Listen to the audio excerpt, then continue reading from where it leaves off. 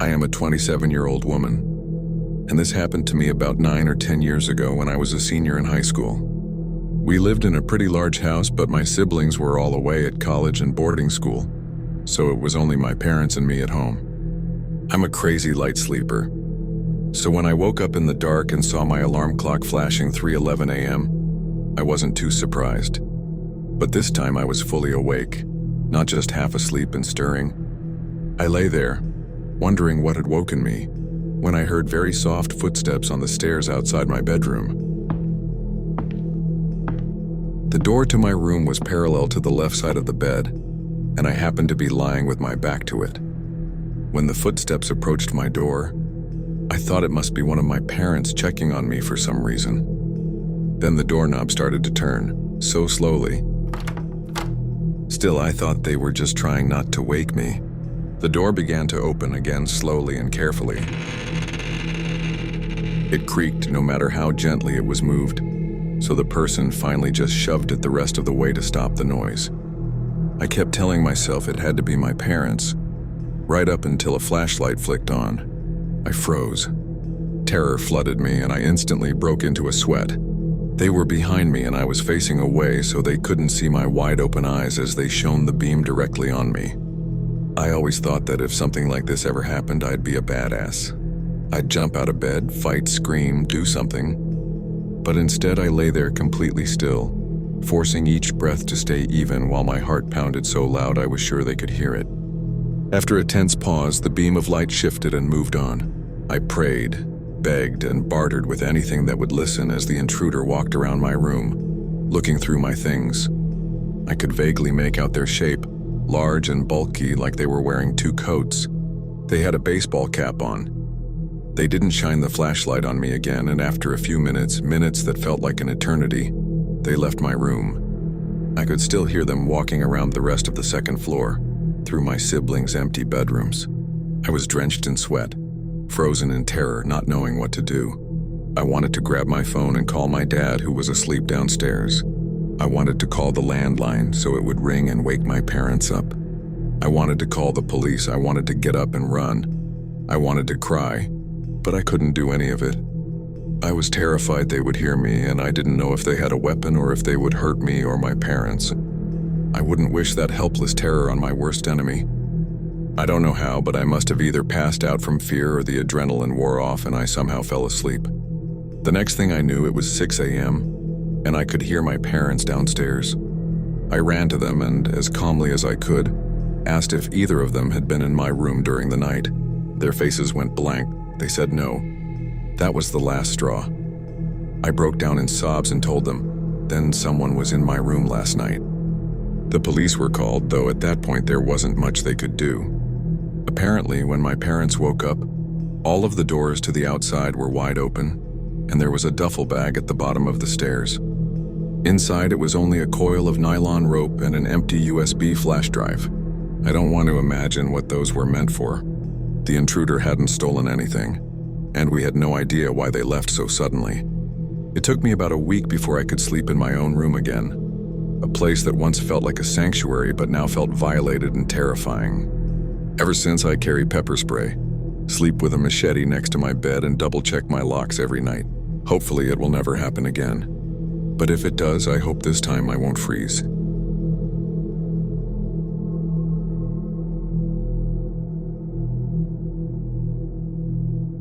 So about 12 years ago, I was 9 years old, and I was home alone with my 12-year-old brother. We were supposed to go to my aunt's house to have lunch and wait for my mother there. We always did that because we were too young to stay home alone, according to my mom. We woke up at 10:30 a.m. I showered first, then my brother went after me. After that, we were both in the bathroom brushing our teeth and finishing up when we heard someone knocking on our door.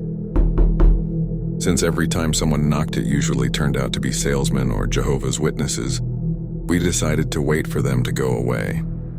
After a couple of minutes, I went to see if they were still outside through the window, but no one was there. What a relief. We continued getting ready when we saw a shadow pass by through the bathroom window. The window was a small square made with that type of glass that makes everything behind it blurry. We waited, thinking maybe it was just a bird flying by when suddenly a hand hit the glass, clear as day. We froze. We didn't know what to do. My brother had his cell phone, so he immediately called the police. While it was ringing, we heard a loud bang at the door. Someone was brute forcing it. I don't know if they were kicking or ramming it, but it was one of the most frightening things I've ever heard. My brother told me to lock the bathroom door, so I did. It took 5 bangs before the perpetrator finally bashed the door open. After what felt like forever, someone on the other end picked up. My brother spoke in broken whispers, barely audible, but I knew he was giving them everything. The address, the fact that we were hiding, that the intruder was still inside. While all of that was happening, I sat against the wall, hugging my knees. It was one of the most nerve-wracking experiences ever. I could hear the man going through all of our stuff, emptying stands, going up and down the stairs, opening cabinets. He even broke a few cups and plates. Then I heard the sound my cell phone makes when it turns off, and I remembered leaving it on the kitchen table. I felt so stupid for leaving it there. Things continued for a couple of minutes until we heard him trying to open the bathroom door. My brother grabbed a big metal rod we had lying around in there. The man started kicking the door. "Who is there?" he yelled. We stayed silent. Another kick, then another. I felt like I was about to have an anxiety attack. My chest ached, I had chills, and I felt really hot. I tried to remain calm, but it was too much. Then suddenly he stopped. We heard the front door opening and then silence. We waited for almost 10 minutes before leaving the bathroom. The living room was a total mess. Papers and books scattered across the floor, cabinets open, cups and plates broken. In our mother's bedroom, the nightstand and closet were open and everything inside was all over the place. Upstairs in our room, it was the same. In about 5 minutes, the man had gone through everything and left the house in complete disarray. After that, my brother called my mom, and she ordered us to go to my aunt's place. When we got there, I felt a little more relaxed. My aunt was waiting with ice cream, probably because my mom had told her everything and she wanted to calm us down. We went back home around 5 p.m. My mom had left work early, saying she had a home emergency. She tidied up the house, cleaned everything, and put things back in place so we wouldn't have to keep seeing the mess. I really appreciated both her effort and my aunt's for trying to comfort us and make us feel safe. According to my mom, the police arrived only after she got home at 3:00 p.m., 4 hours after the incident. She explained everything to them, but because of a lack of evidence, nothing could be done. The man was never caught, and honestly, I don't think they even tried to search for him. My mom stayed home with us for the next few days. Now I tell the story as a funny anecdote. Luckily, no one was hurt and he only took useless stuff, but at the time I was terrified. To a 9-year-old, an experience like that can have serious repercussions. I'm lucky it never came to that, and that I got over it after a couple of weeks.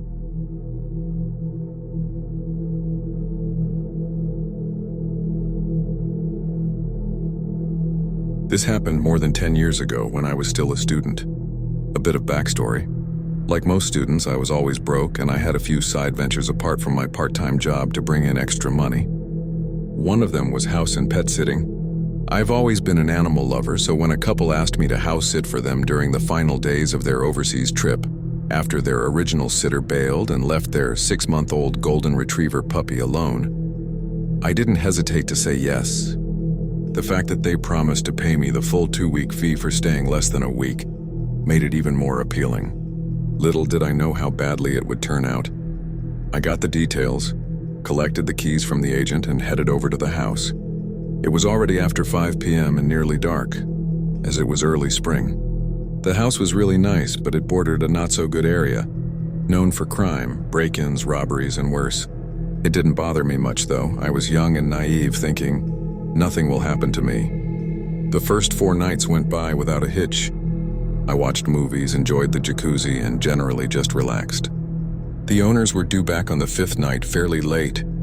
I went over to check on the dog, and around 10 p.m. they called me to say their flight was delayed. They'd be staying in a hotel and driving the 3.5 hours home the next morning. They asked if I could stay another night, which was fine. I was already there and had my overnight bag in my car anyway. I called my dad to let him know the change of plans. He specifically asked me for the address. Normally, I never shared details like that because I was old enough to look after myself. But I gave it to him anyway. To this day, I believe that decision probably saved my life. I got to bed around 1 a.m. It felt like I had only been asleep 5 minutes when the sound of breaking glass jolted me awake. I heard movement, footsteps running down the hallway. The first thing I did was grab my phone and hit redial. My dad was the last person I had called. I dropped the phone between the headboard and the mattress, hoping he'd answer and hear what was going on. I had barely done that when the first guy stormed through the bedroom door. I could see his silhouette and the knife in his hand. When he spotted me, he raised it and came straight at me. Out of pure instinct, I drew my legs back and kicked as hard as I could when he got close. I'm not a small guy. Back then I was 6'3", about 220 pounds, fit and strong. My kick hit him full force. His feet lifted off the ground and he slammed into the wall.